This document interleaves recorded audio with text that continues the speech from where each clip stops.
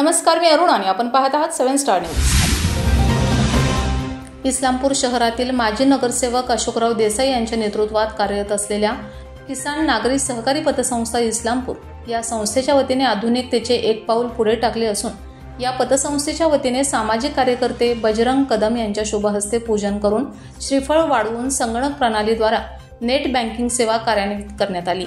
कार्यक्रमाच्या अध्यक्षस्थानी संस्थेचे संस्थापक इस्लामपूरचे माजी नगरसेवक अशोकराव देसाई हे होते।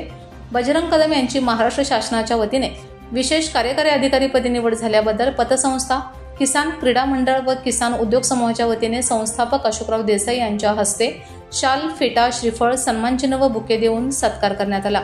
यावेळी संस्थेचे chairman Sachin Ashokrao Desai, vice chairman Bharat Dnyandev Kadam, संचालक सर्वश्री जालिंदर आनंदराव कोळी, मनीष जगन्नाथ जाधव, दत्तात्रय विष्णू जाधव, बाळासो पांडुरंग कोकाटे, तुकाराम केदारी नाळकर, धनाजी तुकाराम लोहार, वंदना सिद्धू खोत, श्रीमती भाग्यश्री भरमाणी पाटील, अशोकराव तातोबा गोरे, विशाल संपतराव काळुगडे, वसुली अधिकारी सिद्धू रामचंद्र खोत, वैशाली दिलीप देसाई, मीनाक्षी कैलास सावंत, वैभव भाऊस कांबळे आदी मान्यवर उपस्थित होते।